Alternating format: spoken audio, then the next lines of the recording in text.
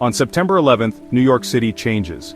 The busy streets seem a little quieter. The usual sounds of a bustling city soften into a gentle hum. This day is very important.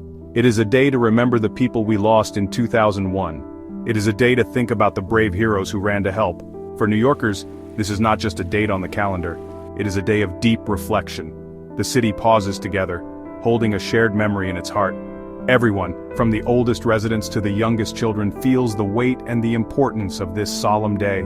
The feeling in the air is one of unity and respect. People from all over the city, and indeed the world, turn their thoughts to the events that unfolded on that clear blue morning so many years ago. They remember where they were and what they felt, but more than that, they remember the spirit of togetherness that followed. In the days and years since, New York City has shown its incredible strength. The anniversary is a time to honor that strength. It is a day to stand with the families who lost loved ones and to remember the first responders who showed such incredible courage in the face of danger.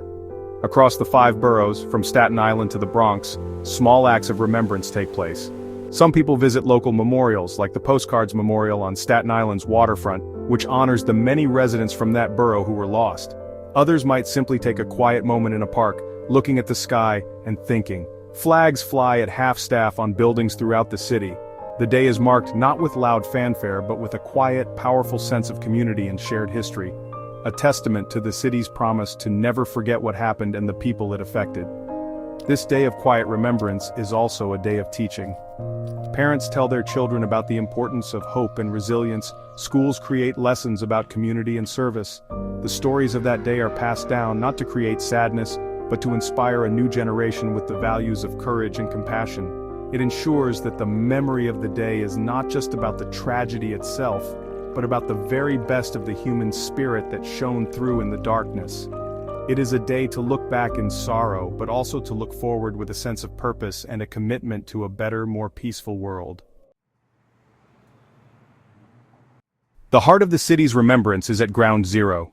Each year, a solemn ceremony takes place at the National September 11th Memorial and Museum Plaza.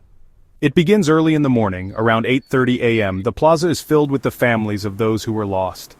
They gather to hear the names of their loved ones read aloud. It is a very personal and powerful tribute. Listening to the names is a way to honor each and every person. It reminds everyone that behind the large number of victims, there were individual people with families, dreams, and stories that were cut short on that tragic day. The reading of the names is a long and emotional process. Family members, sometimes children who were not even born when their parents died, take turns at the podium.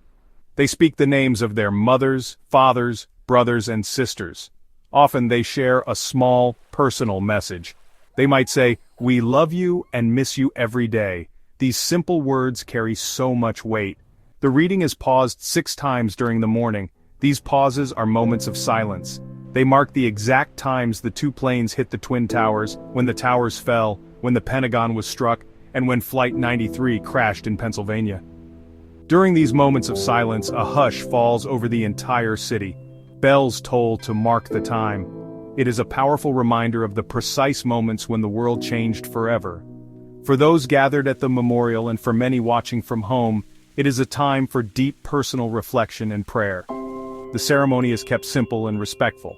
There are no political speeches. The focus is entirely on the victims and their families. It is a sacred time for them to grieve and to remember together, supported by the quiet presence of a city that shares in their loss and stands in solidarity with them. Attending the ceremony is a profound experience. It is a gathering of sorrow, but also of immense love. The simple act of saying a name out loud is an act of defiance against forgetting. It ensures that each person is more than just a statistic. They are a cherished memory.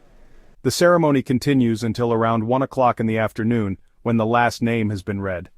As the families leave the plaza, they carry with them the comfort of knowing that their loved ones have been honored, and that the city, and the nation, will always remember their sacrifice and their story. As the sun sets on September 11th, New York City prepares for another kind of tribute. This one is not of sound, but of light. It is called the Tribute in Light. 2 powerful beams of blue light shoot straight up into the night sky. They are projected from a spot near where the Twin Towers once stood. These pillars of light are incredibly bright. They can be seen from up to 60 miles away. They represent the shape and spirit of the two towers, reaching for the heavens.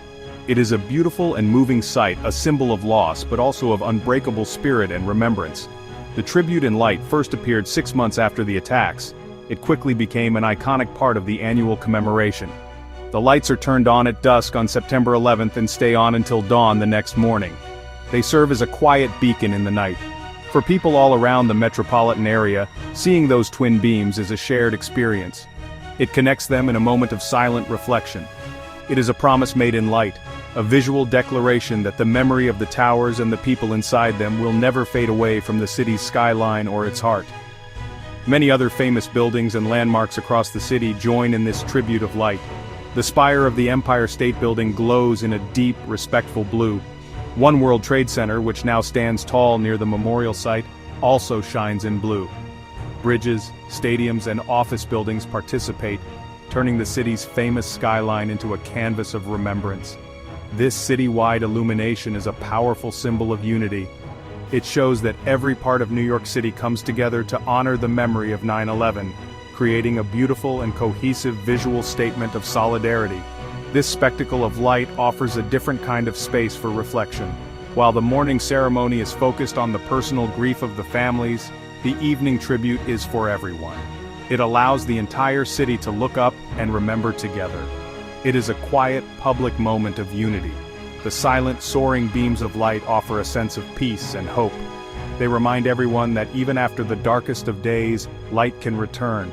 They stand as a testament to the city's resilience and its enduring promise to honor its past, while looking toward a future built on strength and hope.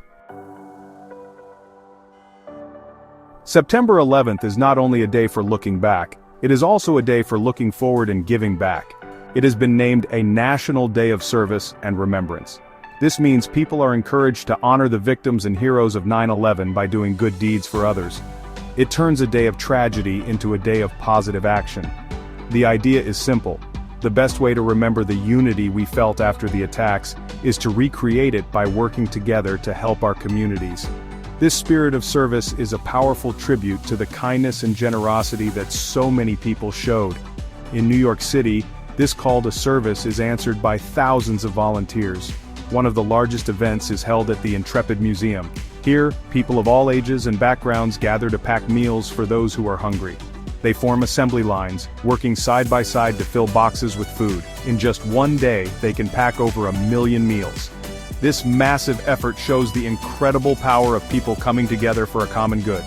It is a living memorial, one built not of stone or light, but of helpful hands and caring hearts, reflecting the best of the city's character.